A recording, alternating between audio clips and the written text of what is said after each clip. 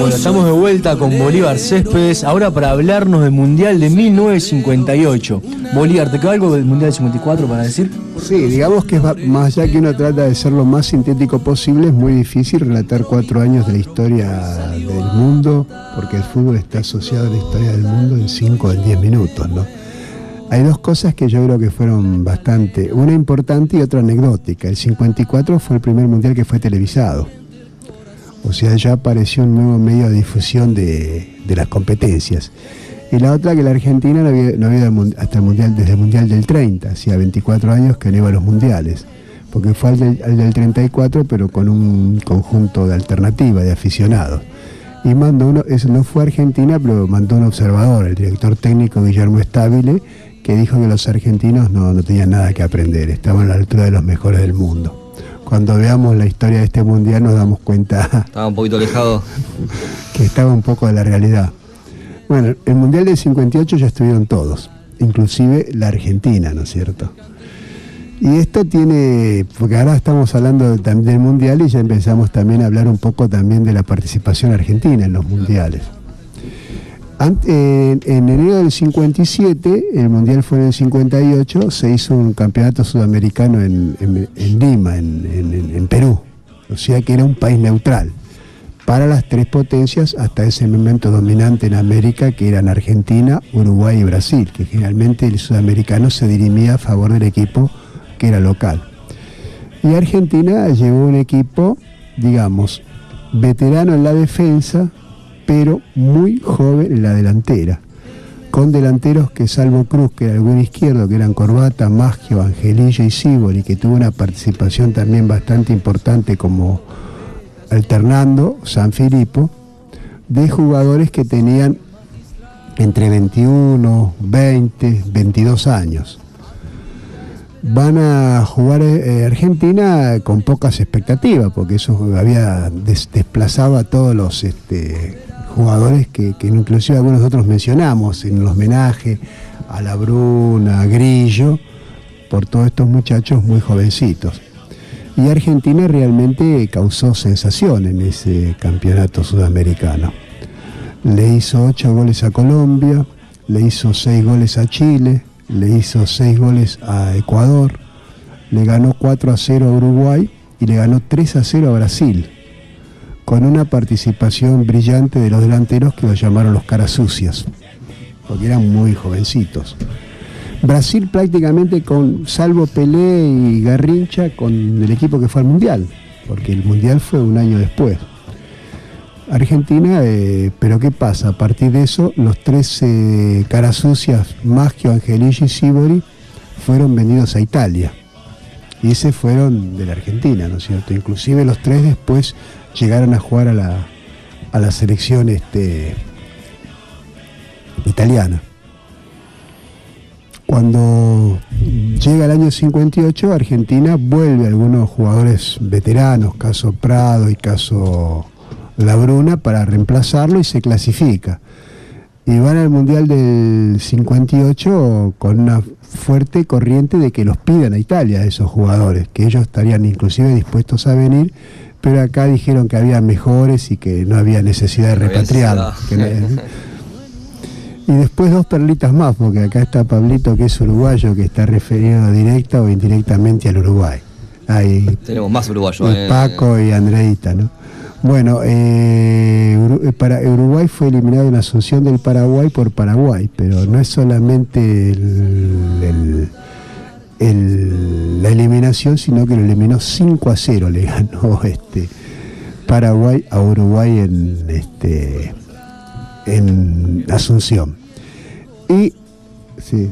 La decadencia del fútbol uruguayo arrancó con esa pelota que quedó en el barrio, que pudimos reponer hace poco.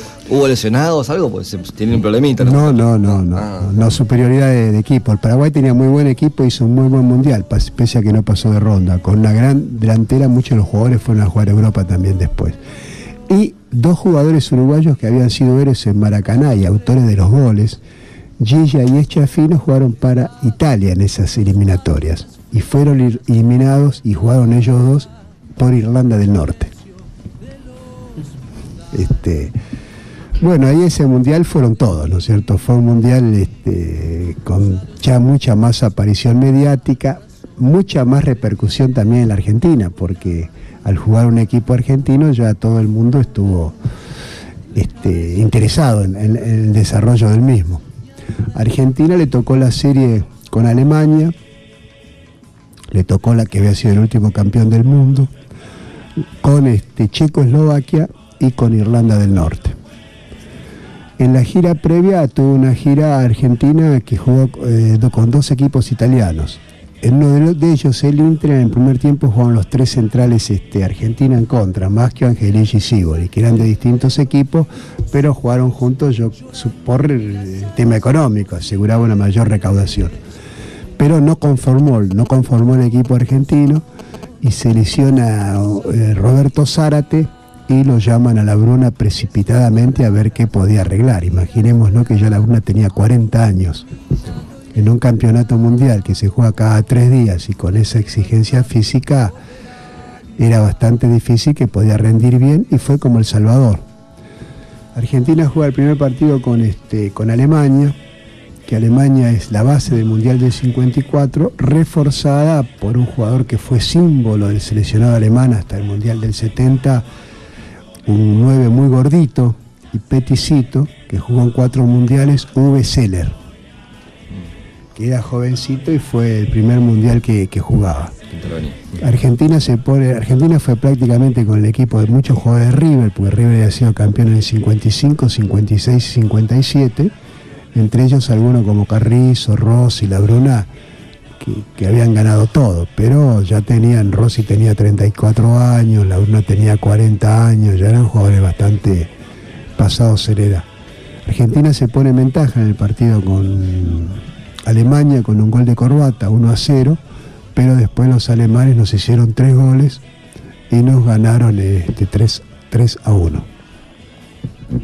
El segundo partido nos toca jugar con Irlanda, que si ustedes siguieron la hilación había eliminado a Italia con los uruguayos para llegar al Mundial, y aparece La Bruna integrando el equipo titular, porque había llegado hacía 3-4 días después no es como ahora el tema del avión, habrá tardado como 3 días en llegar ¿Con el barco? No, con aviones, pero antes hacían la escala en África, hacían noche en África, era totalmente... ya del 50 había aviones, pero no eran los aviones actuales a reacción, eran aviones a hélice, ¿no?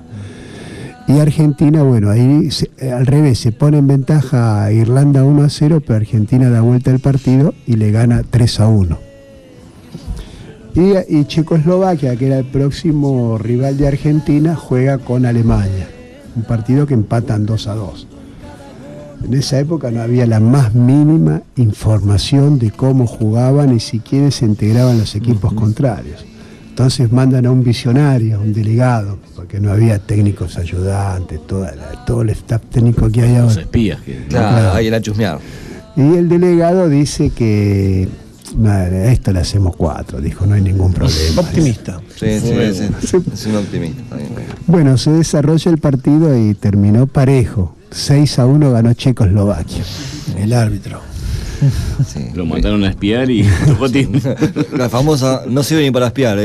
Bueno, imagínense la repercusión que tuvo eso, porque Argentina era considerado por los argentinos el mejor fútbol del mundo hasta ese momento. No nos ganaba nadie. Puede pasar. Y aparte cimentados los resultados a nivel sudamericano, porque Argentina de los últimos 7, 8 sudamericanos que había participado, salvo el de Uruguay del 56, los había ganado todos. Y el último con más de 5 goles de promedio por partido. Entonces estaba sustentado. Bueno, eso trajo unos escándalos de proporciones.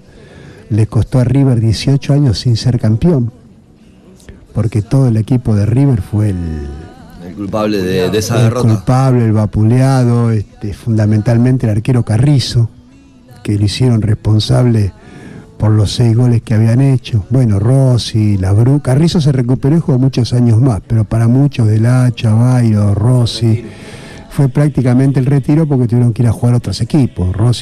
La Bruna dejó el fútbol, Rossi fue a Huracán, del Hacha se fue a México, que eran fútbol menores en ese momento. Bairo a Chile, y los despelotes que hubo en la Argentina. Si vos lees un diario de la época, que había mucha policía apostada para que la gente no haga justicia por sus propias manos, ¿no es cierto? Los jugadores que se comieron 6 con los checoslovacos. Y muy aparte, pasional. Edward, que los jugadores y algunos más que no habían jugado, le habían dicho que los jugadores se habían ido de joda, ¿no? Que los suecos las suecas eran muy lindas. En esa época estaban provocando. Claro, Sí, y en esa época había toda una fantasía con los suecos, porque el cine sueco era el primer cine erótico del mundo.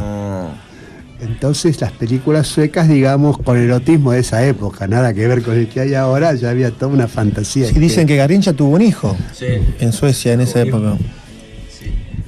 Y bueno, entonces también en esa época no había manga ni nada, los bajaban en la pista y se trasladaban. Y entonces los hinchas, como no vieron el aeropuerto, fueron por los pastos. Y bueno, te imaginás que de piedras, de un recibimiento botellas, de todo monedas, los que te puedas imaginar. Y yo me acuerdo porque tenía 12 o 13 años y ya tenía conciencia de lo que estaba pasando. Las audiciones de televisión, todo era tremendo. Y yo tenía la suerte de ir al Colegio Nacional Mariano Moreno, que era un colegio de la capital federal. Y el presidente de la AFA era Raúl H. Colombo. Y el rector del Colegio Nacional Mariano Moreno era Raúl H. Colombo. ¿Te imaginas el recibimiento que le preparó el colegio cuando vino a ejercer sus funciones de rector?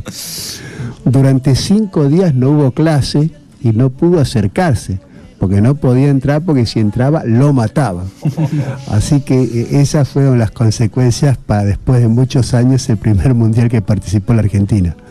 Bien, Bolívar, te propongo dejar la columna por acá con la intervención de Estados Unidos, es decir, acto fallido, con la actuación de Argentina en este mundial, y después terminamos con el mundial del 58 con Brasil y el campeón, ¿no? Sí, yo creo que de todos los mundiales tenemos que buscar una tónica similar, ¿no? Hablar de la participación argentina y después también hablar específicamente, y después de hablar de todo.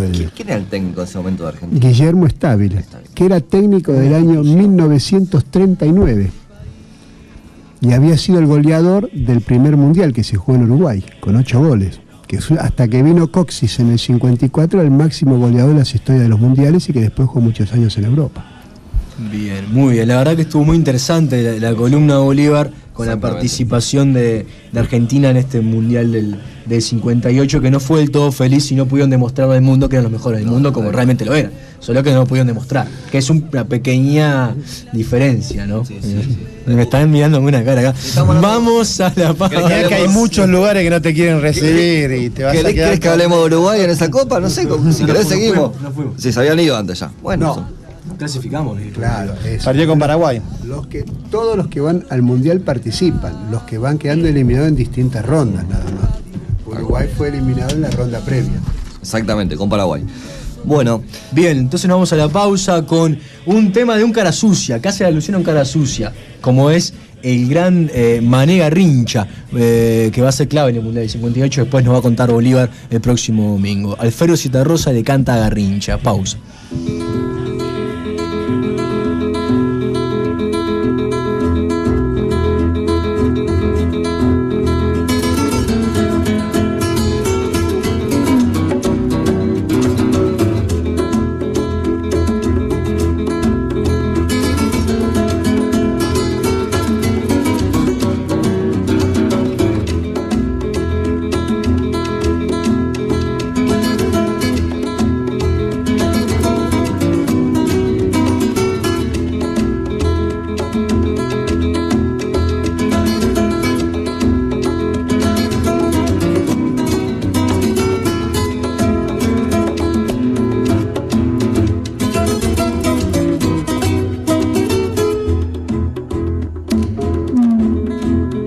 Lleva atado al pie como una luna atada al flanco de un jinete. Lo juega sin saber que juega el sentimiento de una muchedumbre, y le pega tan suave, tan corto, tan bello, que El balón es palomo de comba en el vuelo,